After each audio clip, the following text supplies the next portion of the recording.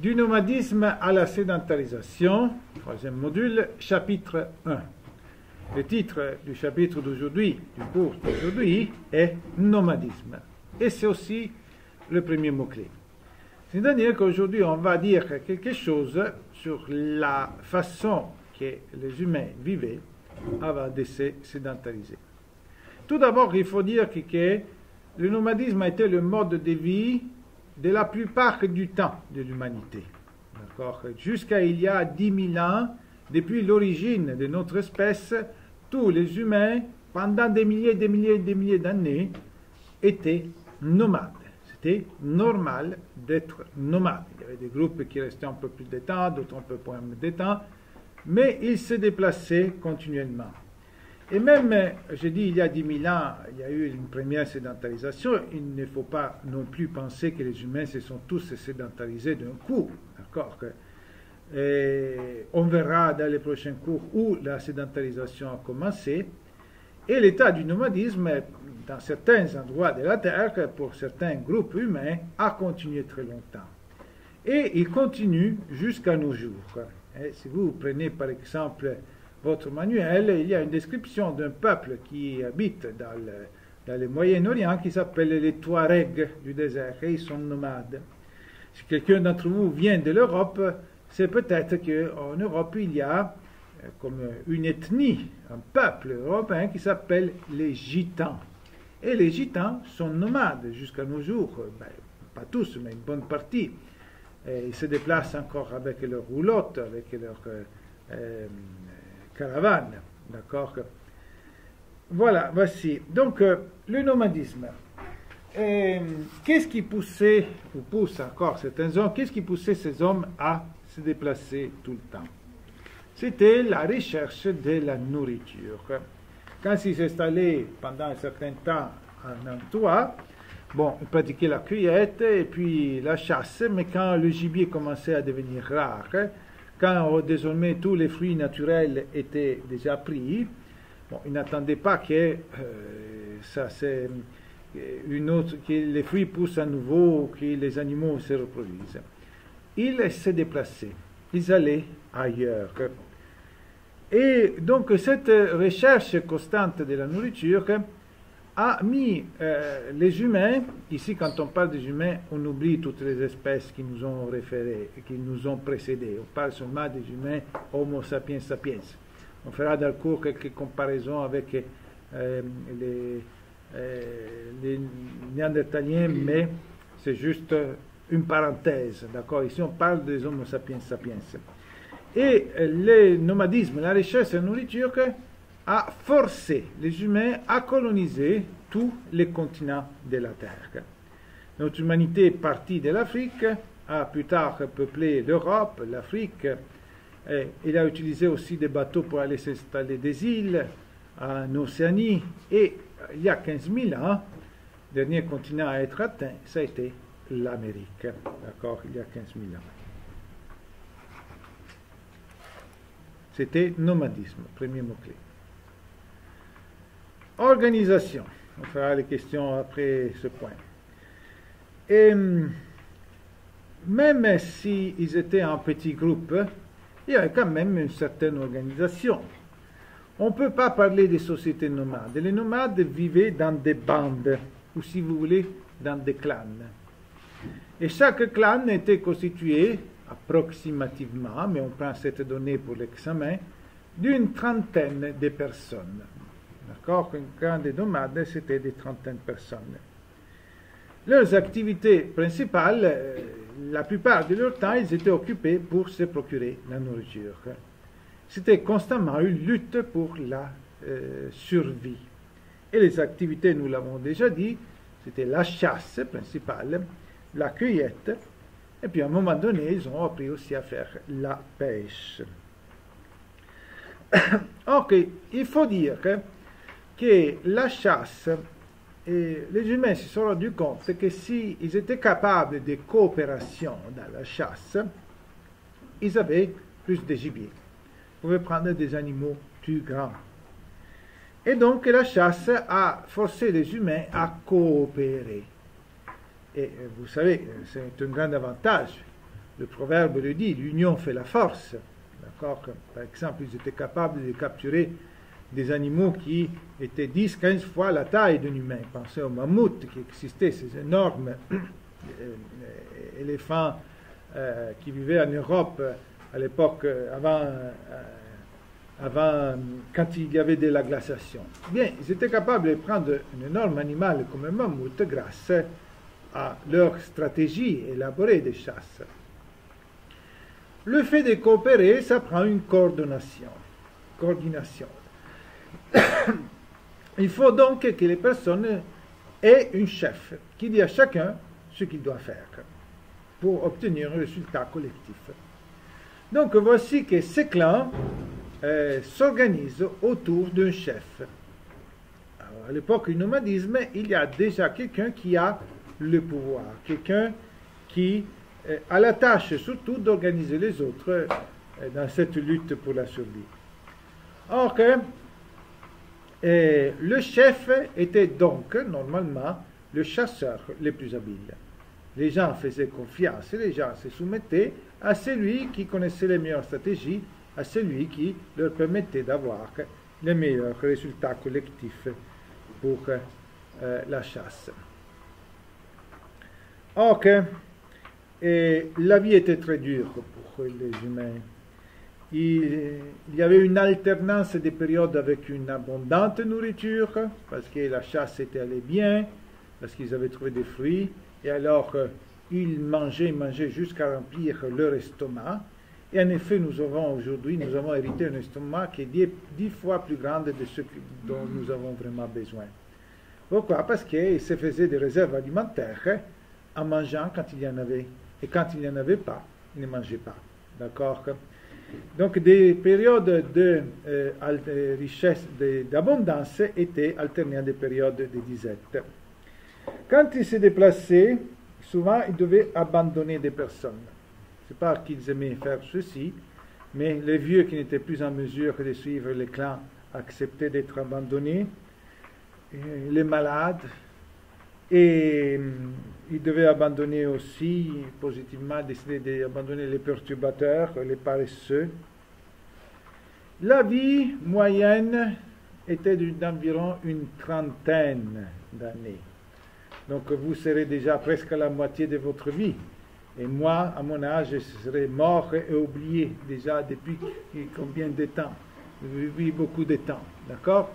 Trentaine, quelqu'un pouvait vivre de plus, mais la moyenne était baissée surtout par la mortalité infantile. Beaucoup de bébés, peut-être même plus que la moitié des bébés, mouraient dans les premiers mois, dans les premières années de vie, et seulement les plus forts résistaient, d'accord, arrivaient à survivre. Les vieux qui étaient encore en mesure de suivre le clan, mais plus d'aller à la chasse, devenaient comme un peu les enseignants. Ils passaient du temps pour raconter leurs contes, leur expérience de chasse aux plus jeunes, aux enfants, avant que ceux-ci soient en mesure de rejoindre les autres à la chasse. Dans cette organisation, les hommes avaient leurs tâches et les femmes avaient leurs tâches. Je vous laisse deviner, c'est facile. Qu'est-ce que les hommes faisaient? La chasse, et les femmes? La cueillette. La cueillette. Les femmes, la cueillette. L'homme, les chasses, les femmes, la cueillette. D'accord? Les hommes font la chasse et les outils, les femmes, la cueillette, et s'occupent des enfants. Bon, période de questions. Samuel, regarde là, tu as dit quelque chose, ça n'a rien. Oui.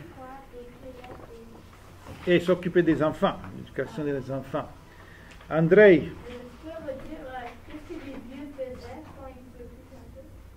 Qu'est-ce qu'elle est?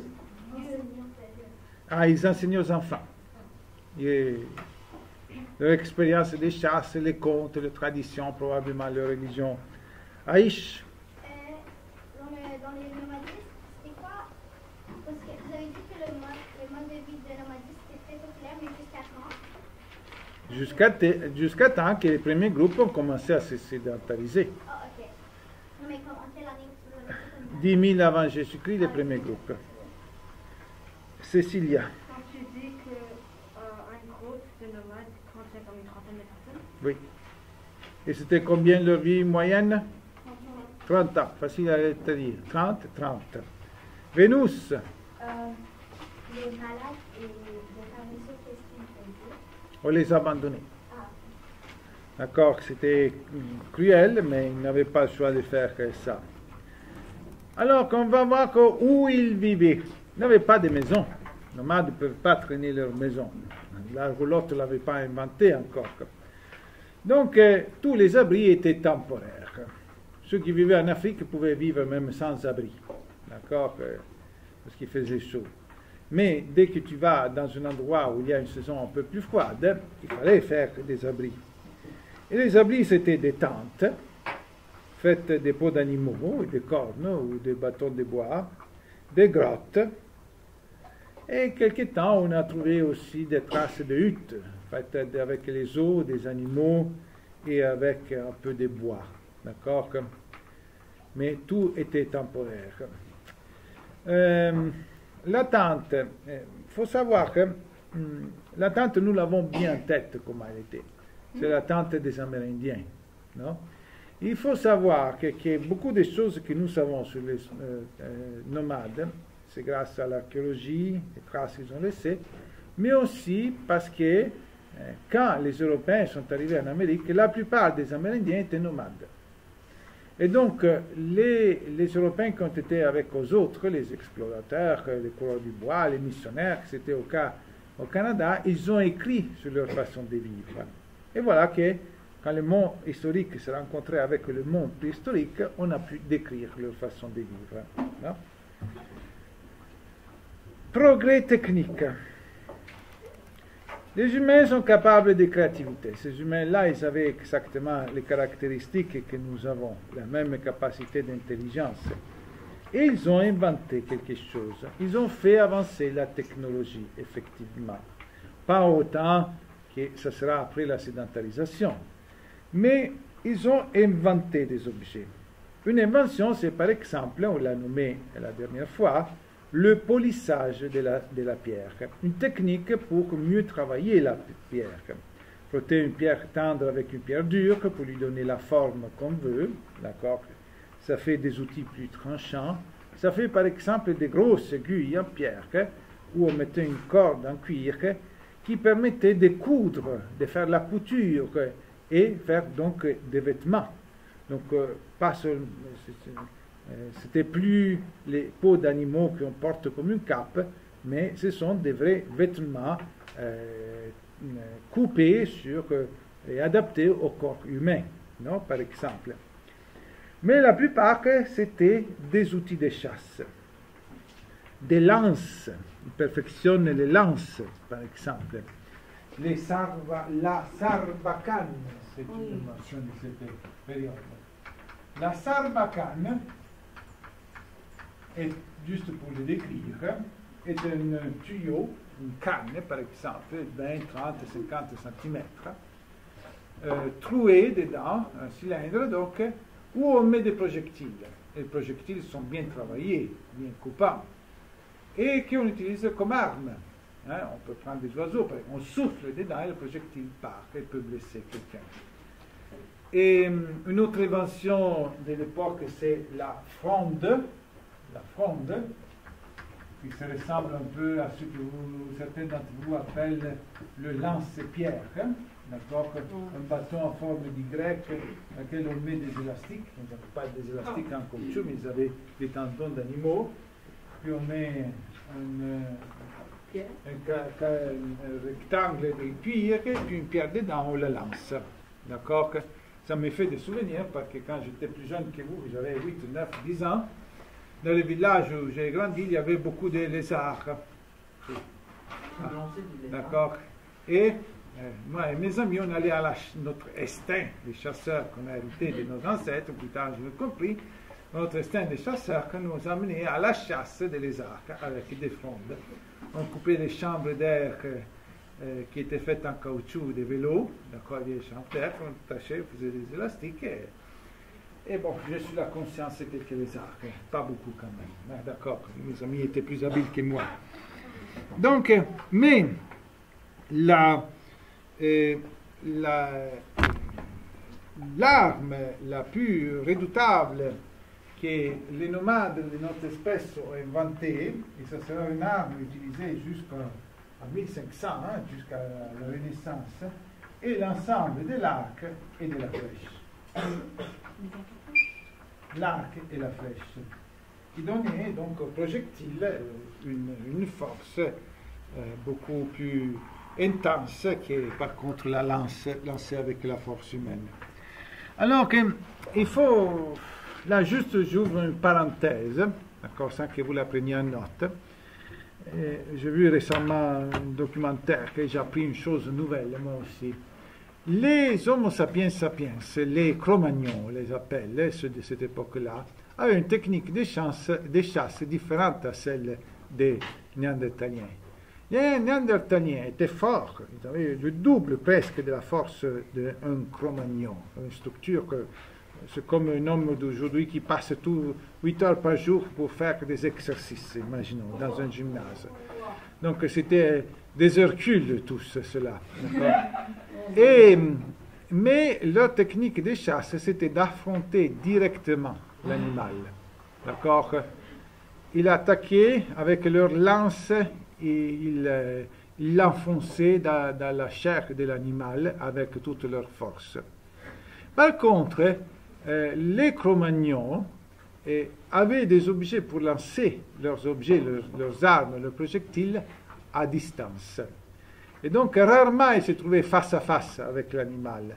Mais avec les flèches, ou des lances, ou des propulseurs, ou des frondes, ils blessaient l'animal de loin. D'accord? Ou bien ils utilisaient aussi les feux pour les coincer, des cris pour les coincer dans des trappes. Comprenez-vous?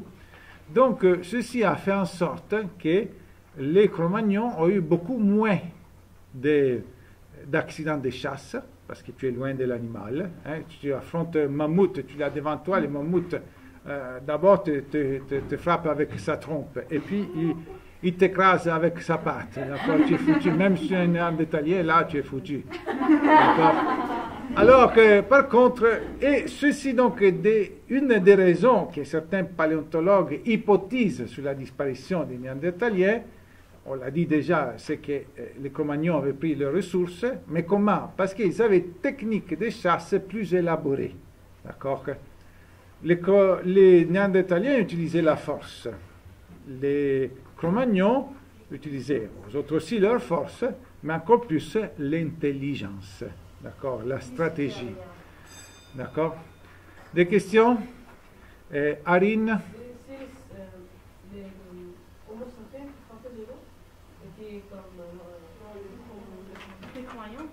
Les Cro-Magnons, c'est les Homo sapiens sapiens. On appelle les Cro-Magnons les Homo sapiens sapiens, ceux de notre espèce, nos ancêtres, qui ont côtoyé les Néandertaliens. Tu comprends? Ce sont les gens de notre espèce, on les appelle comme ça, ceux qui ont côtoyé quand on parle des deux espèces humaines qui étaient ensemble, les Néandertaliens d'un côté, les Cro-Magnons de l'autre. Qu'est-ce que Cécilia? C'est quelle espèce qui lance ces objets de loin? Les Cro-Magnons. Oui. Ben, on l'a dit, l'arc et la flèche, c'est le plus puissant, puis la lance, la sabacane, la fronde, des propulseurs, ok? Ranime. Pour les esprits, vous avez dit la tente, c'était quoi? Des huttes. De huttes. Huttes, H-U-T-T-E. S du pluriel. J'avance. Arc et vêtements. La créativité, c'est faire des outils, mais c'est aussi de l'arc. Finalement, quelle est la grande force de l'Homo sapiens sapiens? La grande force de son intelligence, l'imagination. D'accord? Si vous y pensez, avant de réaliser une chose, nous, on l'imagine. Regarde quel bel endroit ici, je voudrais construire une maison. Il y a du monde qui va construire une maison, mais d'abord, il a imaginé.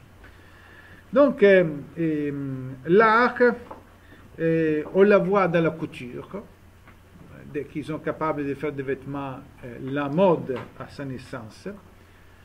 Et puis les bijoux.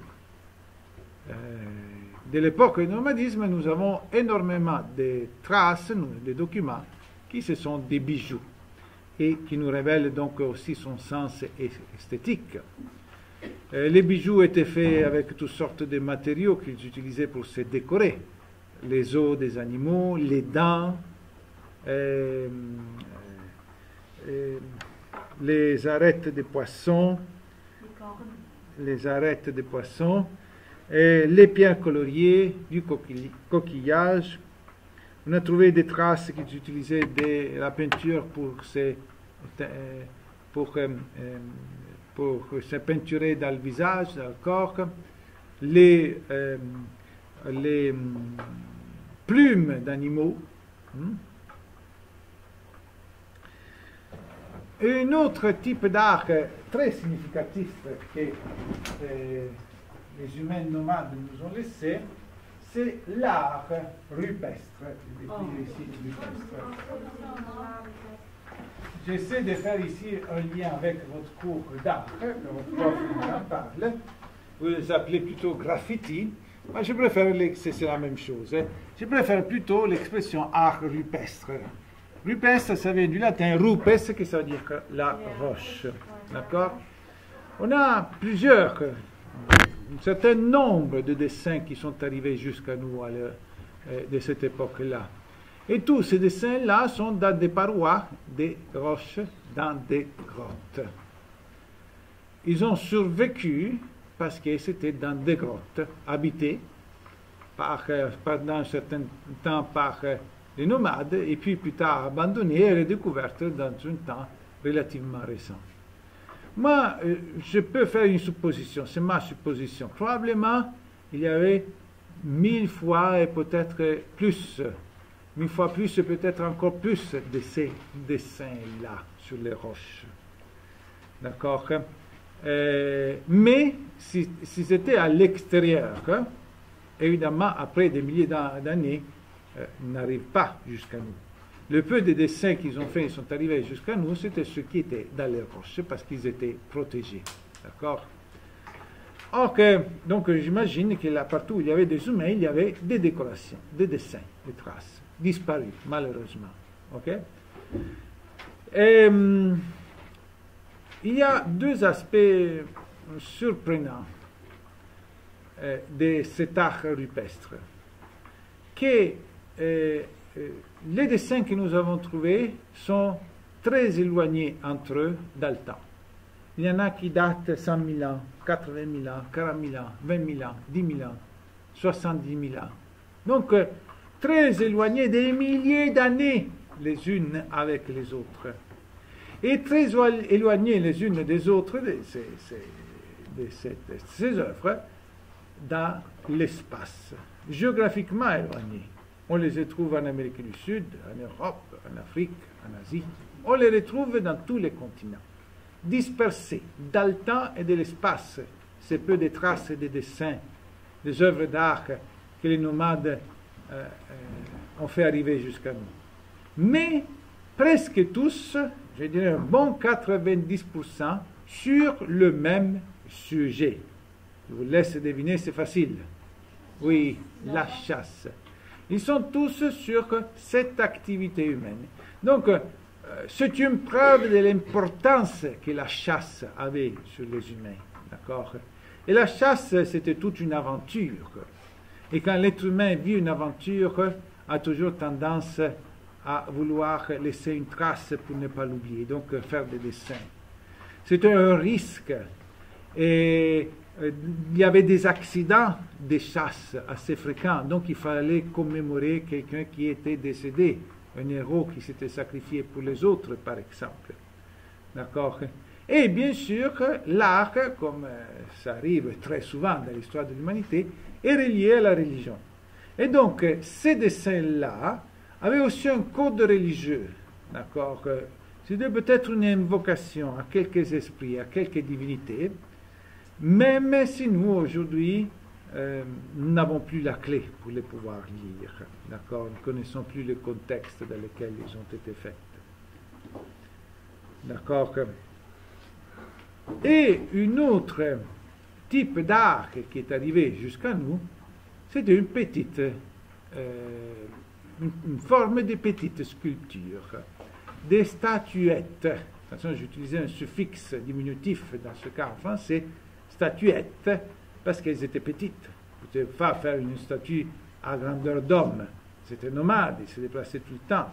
Donc des petites statues, comme ceux qu'aujourd'hui on vend dans les magasins de souvenirs, de 10, 20, 30 centimètres, maximum 25, des pierres sculptées, d'accord, qui nous démontrent qu'ils avaient aussi cette forme d'art.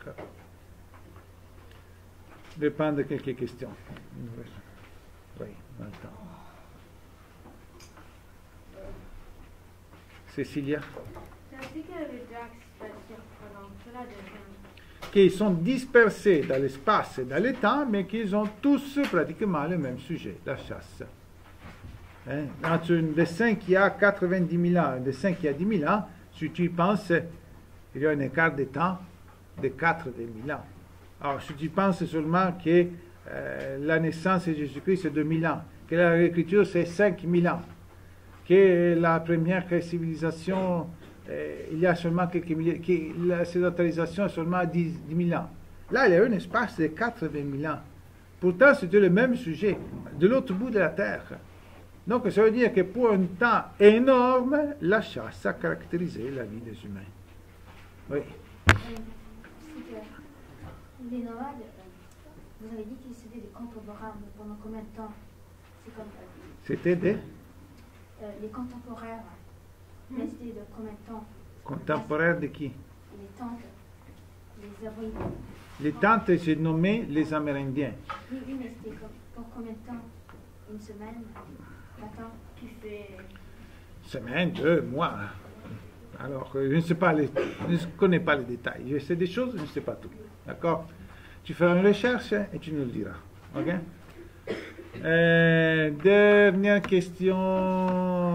Oui, James, tu n'as pas posé la question encore. C'est quoi le deuxième aspect? Deuxième aspect de quoi? De l'art. Alors, premier, qui sont dispersés dans le temps. Deuxième, qui sont dispersés dans l'espace. Troisième, ils auront tous le même sujet. D'accord? Après, culte. Maintenant, on va parler de culte. On a dit qu'une des caractéristiques de l'être humain, c'est sa dimension religieuse. L'imagination nous fait créer des outils, l'imagination nous fait créer de l'art, l'imagination aussi nous met en contact avec cette réalité qu'on perçoit dans l'au-delà. Et donc, les humains ont toujours manifesté des formes de culte. Et les nomades nous ont laissé des traces importantes de ces cultes-là. Alors que la première trace, d'accord, significative des humains dans cette mode de vie, et là encore une trace dispersée dans le temps et dans l'espace, c'est celle que les anthropologues appellent la déesse mère. La déesse mère. Je vous ai parlé tantôt des statuettes. Or, beaucoup de ces statuettes-là étaient des déesses mères. C'est-à-dire que c'était une divinité, ça représentait une divinité. Divinité femme, féminine, d'accord? Et cette divinité-là, on l'a priée, on demandait son intercession, son pouvoir surnaturel, pour obtenir la fertilité. Qu'est-ce que la fertilité? Avoir beaucoup d'enfants. D'accord? Donc, on ne sait pas, chaque groupe appelait cette divinité-là de sa façon, imaginer à sa façon, la réaliser à sa façon. Mais il y a un trait commun dans l'espace et dans le temps, dans ce type de culte. Ce sont des cultes de fertilité. Et cela nous démontre aussi comment c'était important pour ces hommes-là avoir beaucoup d'enfants. Pourquoi? C'est facile à deviner, parce que leur vie était extrêmement difficile, parce qu'ils côtoyaient la mort tous les jours. pour les bébés qui mouraient, pour ceux qui mouraient dans les accidents de chasse, pour des maladies. Donc, ces gens-là se voyaient toujours en contact avec la mort. Mais ce n'était pas la mort, la chose qu'ils craignaient le plus. La chose qu'ils craignaient le plus, c'était l'extinction de leur clan, la disparition de leur groupe humain. Alors qu'avoir beaucoup d'enfants, ça voulait dire que le groupe pouvait continuer. Et voilà donc pourquoi beaucoup de cultes de fertilité. C'est important pour les femmes et pour les hommes de l'époque d'avoir beaucoup d'enfants. Avoir beaucoup d'enfants était vraiment vu comme une bénédiction de la part de la divinité. Et ces statuettes-là souvent représentent la déesse mère. Si nous reste un peu de temps, on regardera les photos dans notre manuel qui nous les représentent. Donc le premier culte qui a laissé des traces, c'est le culte de la fertilité. Un culte pour la naissance des bébés. Et le deuxième autre culte qui nous a laissé beaucoup de traces, qui peut essayer de le deviner? Oui. La mort.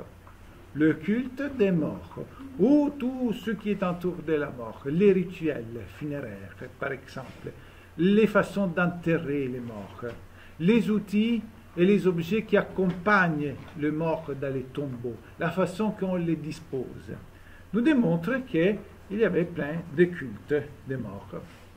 Un autre culte qu'on a constaté quand on a contacté les nomades, on a pu décrire leur façon de vivre, c'est le culte des esprits. Pensez qu'un lac a un esprit, la montagne a un esprit, les animaux ont un esprit. Ce type de religion-là s'appelle l'animisme. S'adresser à l'âme, animisme, ça vient du latin anima, qui ça veut dire l'âme, s'adresser à l'âme des choses, qui est comme une sorte de divinité qu'on peut invoquer. Question.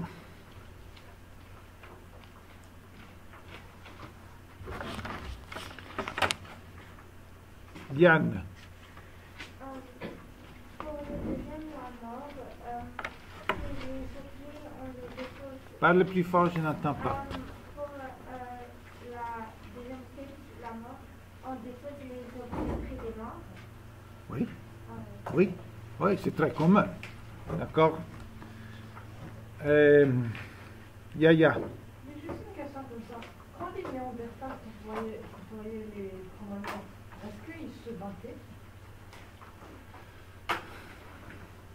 On n'a pas de traces évidentes d'un affrontement. Probablement, oui, c'est arrivé, avec toute probabilité. Comme il y a des affrontements entre humains et Homo sapiens, jusqu'à nos jours, les guerres. Probablement entre eux, il y a eu. Mais on n'a aucune. Mais c'est aussi démontré que les Néandertaliens ne sont pas disparus par un massacre à cause des Homo sapiens. Et c'était encore plus improbable parce que les Néandertaliens avaient presque le double de la force. Donc un affrontement, et alors la guerre on ne le faisait pas avec les fusils, mais un affrontement direct avec des lances, bon, les Néandertaliens avaient le plus de chances de les emporter. Ça a été, la raison, ça a été assez, l'hypothèse la plus créditée aujourd'hui, que les Cro-Magnons se sont appropriés de leurs ressources, tout simplement. Puis, c'est de la préhistoire, on n'a que quelques traces, donc on peut pas, puis on peut construire des romans, imaginez, d'accord, il y a des films qui nous font tous voir, mais il faut savoir que 80%, 90% c'est de la fiction. Dernière question, on donne la parole à Arine. Culte des esprits, c'est croire qu'il y a un esprit dans chaque chose. La montagne a un esprit, une âme, qu'on peut invoquer. Le lac, si tu vas pêcher dans le lac, d'abord tu pries l'esprit du lac qui te permet de prendre beaucoup de poissons. D'accord? Et je pense que votre prof de culture éthique religieuse vous parlera de cette forme religieuse primordiale, on pourrait dire. D'accord? Dernier mot-clé.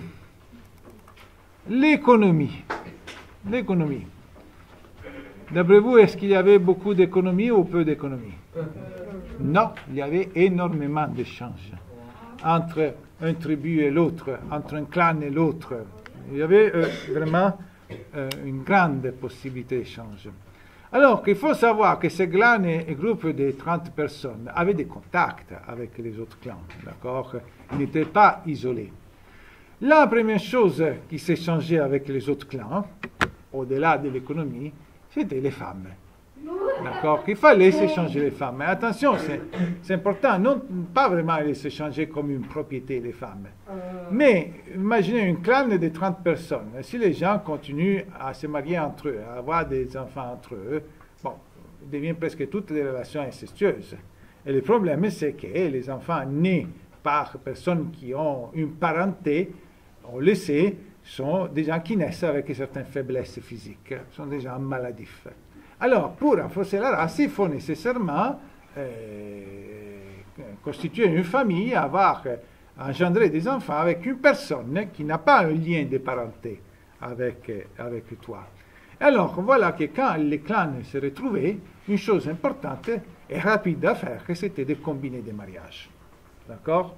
Et normalement, ici c'est des milliers et milliers d'années, mais les traces nous laissent penser, et surtout aussi les nomades que l'histoire a rencontrés, sur lesquels on a écrit, que les femmes laissaient leur clan pour aller dans le clan de leur mari.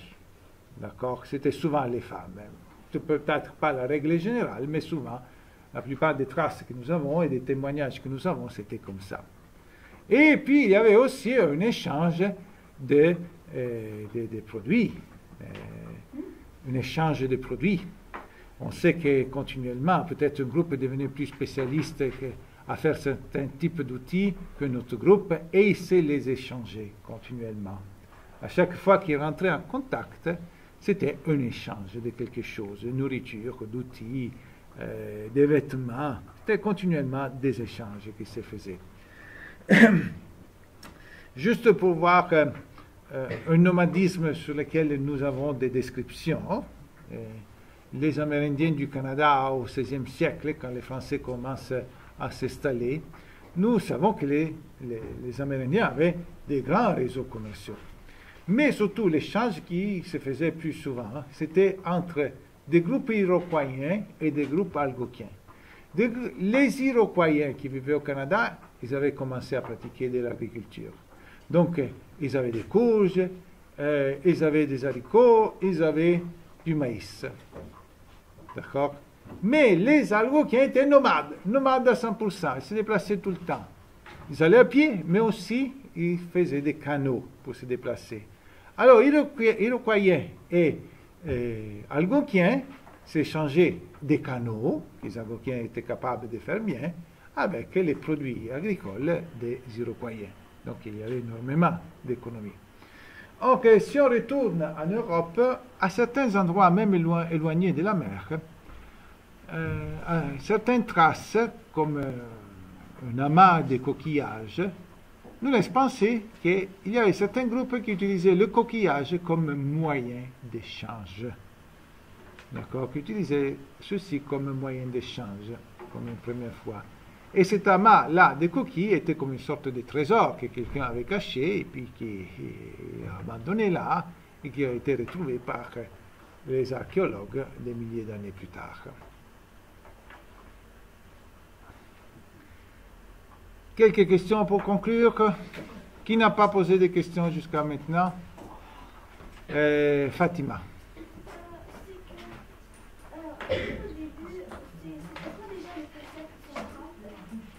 Le concept central, c'est la société, mais on parlera de ceci au prochain cours. La société née avec la sédentarisation. Aujourd'hui, on a parlé du nomadisme. Au prochain cours, on parlera du début de la sédentarisation.